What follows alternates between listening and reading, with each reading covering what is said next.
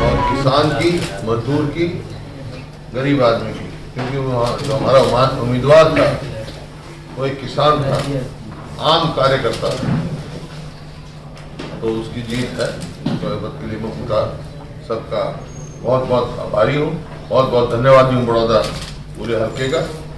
और इसके नतीजे से जो है हरियाणा की राजनीति में एक नया मील का पत्थर रखा जाएगा और इसका जो दूरगामी जो वो होगा परिणाम बहुत होगा। जैसे मैंने कहा था कि ये नतीजा जो है कि मौजूदा सरकार की पतन का कारण बनेगा, तो आज से कल से सरकार का पतन शुरू हो गया, क्योंकि ये एक किस्म से रेफरेंडम था और इस फैसले से कई दिशाएं तय होती हैं, साइमल्टेनियसली कई हो दिखते हैं। नंबर एक, जो अनैतिक गठबंधन बना हुआ था जजप्पा और बीजेपी में, क्योंकि मैंने पहले दिन जब एक सरकार बनी तो मैंने कहा था वोट किसी की, सपोर्ट किसी को, तो आज लोगों ने उसको रिजेक्ट कर दिया इस गठबंधन को। और जो 10 साल हमारी कांग्रेस की सरकार थी, जो हमने काम किया, जब मैं मुख्यमंत्री था, उस की उपलब्धियों पर मोहर है। और 6 साल की जो सरकार की विफलता है उसमें जो है ये उसकी विफलता है, क्योंकि कोई भी सेक्शन ऑफ सोसाइटी इस सरकार से खुश नहीं है। 36 बरादरी ने मिलकर हमारे उम्मीदवार को जिताया है। हालांकि कोई कसर इस सरकार ने, चाहे वो हर किस्म के जो चुनाव में गलत हथकंडे इस्तेमाल किए हैं, कोई कसर नहीं छोड़ी इन्होंने। उसके बावजूद 4 महीने से पूरी सरकार यहाँ पड़ी। 6 साल से तो इसको बड़ौदा हल्के का पता नहीं किया। कभी सरपंचों को बुला के, कभी यूनिवर्सिटी बना देंगे, कभी इस किस्म के प्रलोभन दिए, लेकिन बड़ौदा हल्के के लोगों ने कोई प्रलोभन में ना आकर एक ये साबित किया है कि इनकी जो आत्म सम्मान और मुद्दों की राजनीति, विकास की राजनीति में उन्होंने मोहर लगाई। बीजेपी के प्रदेश अध्यक्ष ओम प्रकाश धनखड़ ने योगेश्वर की हार की तुलना अभिमन्यु के वध से की है जी। ये तो बीजेपी फैसला कर ले अपने किसका वध हो। हुड्डा साहब, जिस तरह से चुनाव मुद्दे रहे वहाँ पे चौधर का रहा कि या फिर विकास का, जिस तरह से बीजेपी विकास का है, किसी को मोहर लगी है। रेफरेंडम मैं कह रहा हूँ ये सरकार का है, क्या नहीं। मुख्यमंत्री सबसे पहले आए, उन्होंने कहा 10 साल में तो भूपेंद्र सिंह हुड्डा ने कुछ काम किया नहीं है, हमने किया जो कुछ किया है।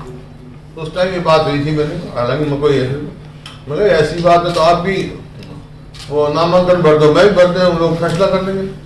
तो लोगों ने उन्होंने कहा नहीं, भूपेंद्र सिंह हुड्डा आ जाए, कोई बात नहीं है, हमारा आम कार्यकर्ता जो है इनको हरा देगा। अब आम कार्यकर्ता कौन सी पार्टी का जीता है, तो ये आपके सामने है, लोगों ने फैसला कर दिया। अच्छा हुड्डा साहब, इसमें जिस तरह से इस चुनाव में राजनीतिक हलकों में चर्चा है कि इस चुनाव में भूपेंद्र हुड्डा ने एक तीर से कई निशाने साधे। एक तो पहला ये कि वो जिसको भी चाहे हरियाणा में कहीं से भी जिता सकते हैं। दूसरा ये है कि उनका वर्चस्व पूरी तरह से कायम है। तीसरा ये है कि जिस तरह की लहर चल रही है उसमें जो दशा है वो बदली जा सकती है। ऐसा है, एक तीर से कई निशाने मैंने नहीं साधे, जनता ने साधे और जनता ने फैसला किया, एक दिशा दिखा दी जनता ने। ये लॉकडाउन में जो मंदी है, महंगाई बढ़ रही है और जिस तरह से इसका भी कारण रहा है सर, ये चुनाव में लॉकडाउन हुआ, जिस तरह से मंदी छाई है, बेरोजगारी छाई है, सरकार की विफलता यदि मैं कहता हूँ उसमें सब चीज़ शामिल है। उसमें किसान को जो आज MSP नहीं मिल रही, किसान को जो दिक्कत है, आज इन्होंने कहा कि 10 रुपए हमने गन्ने का भाव बढ़ा दिया है पर क्विंटल। इनके ही विभाग का एनालिसिस बताता है पिछले साल इस साल में 15 रुपए क्विंटल कॉस्ट बढ़ गई है, खाद की और इन चीजों की कीमत बढ़ के। बल्कि स्वामीनाथन का वो करें तो बड़ी हुई कॉस्ट, टोटल कॉस्ट का 50% मुनाफा देना चाहिए। ये तो 15 रुपए कॉस्ट बढ़ी है, 10 वो रिवर्स चल दिया है, 10 रुपए बढ़ाई है, उसमें वापस फूट रहे। ये समझते हैं, इनको पता ही नहीं है। तो आज सब समझ गए हैं। सर, जो 3 फार्म लॉज आए थे उनका कितना इफेक्ट रहा इस इलेक्शन में? जो 3 फार्म लॉज आए थे जो भी रिसेंटली गवर्नमेंट ने वो कितना बड़ा इफेक्ट रहा? देखिए, तो सब चीजों का है, टोटल विफलता है सरकार का। किसान आज परेशान का है, तो किसान की जीत है। और ये एक वो हमारे को हौसला दिया है लोगों ने कि जब तक जो हम संघर्ष करेंगे जब तक किसान को एमएसपी का वायदा नहीं होगा। एक जगह के लिए ओम प्रकाश चौटाला ने सभी गांवों का दौरा किया था, 5000 वोट मिले हैं इंडियन नेशनल लोकदल को। हाँ। उनको आप कहाँ देखते हैं? हालांकि देखिए, चौथे नंबर पर मैं देख रहा था गिनती, तो बहुत कड़ा मुकाबला इनेलो का राजकुमार सैनी जी का था। तो शायद सैनी जी के कुछ वोट 5600 एलएसपी और 5000 इनेलो। हाँ, कुछ ज्यादा है, कड़ा मुकाबला चलता है। 600 हमारा तो पता नहीं, उनका कड़ा मुकाबला। सर, जिस तरह से शुरू में बीजेपी ये कहती थी कि हमारे पास खोने के लिए कुछ नहीं है, भूपेंद्र सिंह हुड्डा की जो साख है वो दांव पे लगी हुई है। तब साख तो बच गई। नहीं, हुड्डा साहब इसी से जुड़ा हो, आपके सामने कितनी बड़ी चुनौती थी? आपके पास ही थी ये सीट पहले भी, तो चुनौती कितनी बड़ी थी? क्या चुनौती? लोगों प्रजातंत्र में चुनौतियां नहीं हुआ करती हैं। प्रजातंत्र में लोग जनमत होता है, जनमत फैसला करना। साहब, अब आगे की क्या रणनीति रहेगी? उस दिन आपने कहा था कि मध्यावधि चुनाव हो सकते हैं प्रदेश में। नहीं, मैंने कहा सरकार का इसका पतन शुरू होगा। एक बाई इलेक्शन और बान का उदाहरण दिया था, वो कहीं भी मतलब नहीं हो सकता, वो फैसला कर सकता है। बाई इलेक्शन बहन का हुआ था तो 4 महीने में, जबकि इनकी सरकार के 85 एमएलए थे 90 में से, उनको जाना पड़ा था।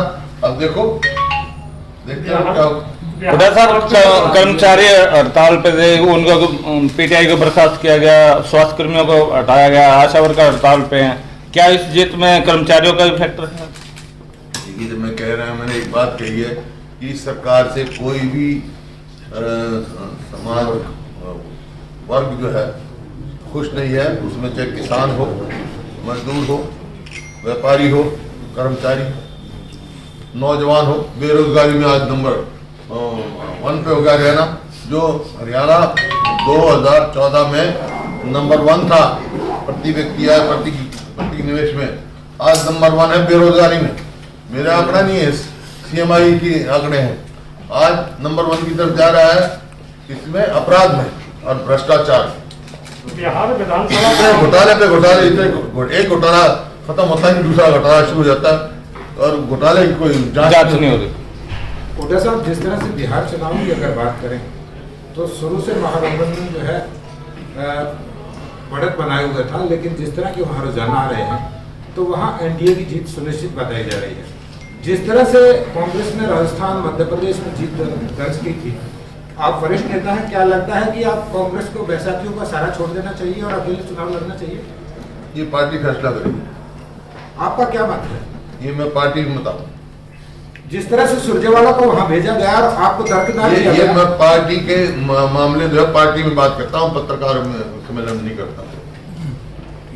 तो वहाँ की जीत क्या आकलन है आपका हार का? वहाँ पता नहीं, मैंने तो देखा नहीं। मैं तो ये चुनाव में देख कर आ ही रहा हूँ, मेरे को पता नहीं बिहार में किसकी कितनी आई है, कौन है, कौन आगे, कौन कितना, मेरे को पता नहीं। तो मतलब आपकी रुचि नहीं थी वहाँ बिहार के चुनाव में?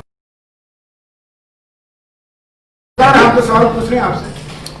सर, कुछ पॉलिटिकल एक्सपर्ट ये भी मान रहे हैं कि रणदीप सिंह सुरजेवाला खुद चुनाव नहीं जीत पाते और आपका एक वर्कर छोटा सा, उसको आप चुनाव जिता देते हैं। तो क्या आपका होल्ड और दूसरे जो पार्टी के नेता हैं उनमें चुनाव जिता दे तो कोई सुनते राजा, अच्छी बात है, अप्रिशिएट करना चाहिए। मैं तो खुश हुई बात है, ताकि दूसरे कार्यकर्ताओं को भी एक हौसला मिले। हम कल को चुनाव में आएगा तो हर कार्यकर्ता ये सोच सकता है मेरे को भी मौका मिल सकता है। वोटिंग के दौरान गड़बड़ी के भी आरोप लगाए थे आपने। जो दौरे मैंने कहा कि हर हथकंडे इस्तेमाल करेंगे जो कर सकते हैं। बहुत सारे हैं, सबके सामने खुली हुई हैं। डायरियां पकड़ी गई हैं, टेलीफोन पकड़े, क्या नहीं, शराब पकड़ी गई, वहाँ सिलेंडर पकड़े गए। हर जो अनैतिक, मैं उनको यही कहूँगा, जो मैंने कभी सुना नहीं, देखा नहीं, वो इस चुनाव में मैंने देखा। सोनीपत में शराब से मरने वालों की लगातार संख्या बढ़ने वालों की संख्या बढ़ रही है लगातार।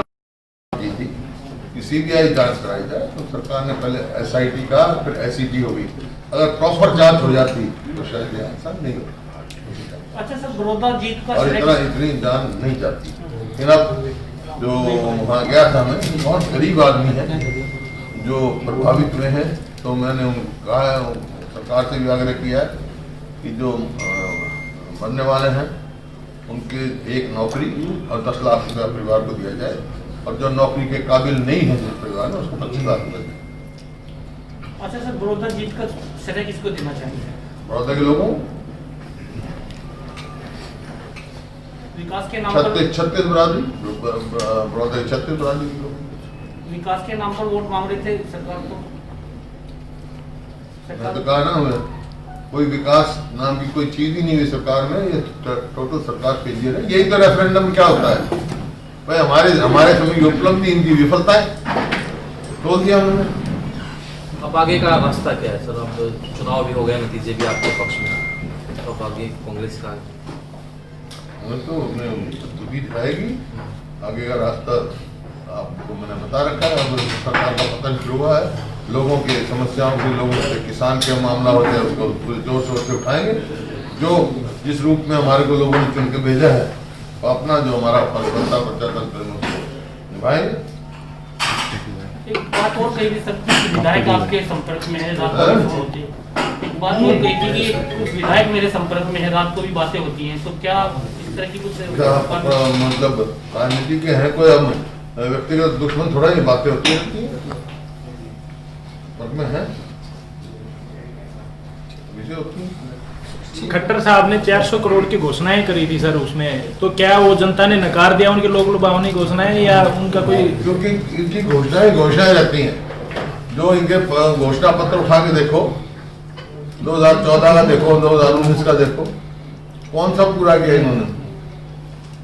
कोटा साहब, जिस तरह के चुनाव परिणाम आए हैं, बीजेपी और कांग्रेस की आमने सामने की टक्कर है, तो क्या भविष्य में इस तरह की दो ही पार्टियां बचेंगी?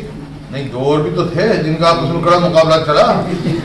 जिस तरह के परिणाम आए, उनका भी तो कड़ा मुकाबला था, फिर ऐसे कैसे कह सकते हो आप?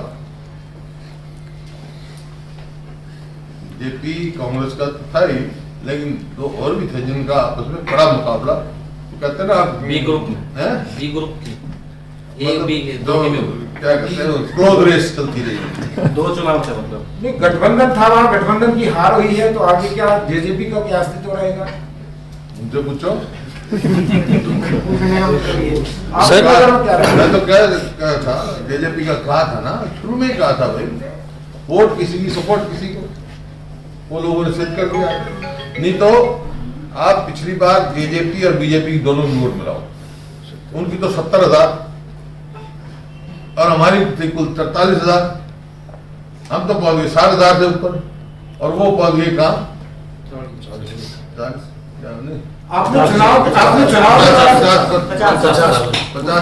चुनाव के दौरान आपने कहा था कि जेजेपी का वोट कांग्रेस को आएगा, तो क्या आपकी वहाँ बात हो चुकी थी पहले? लोगों से बात होती है मेरी। आज की जीत से क्या ये संदेश जाएगा कि ये जो खट्टर मौजूदा सरकार है, ये किसान विरोधी है, या किसान के आंदोलन को थोड़ा बल मिलेगा? ये सरकार जो है किसी के हित की नहीं है, ये यानी कि हर वर्ग के हित की है।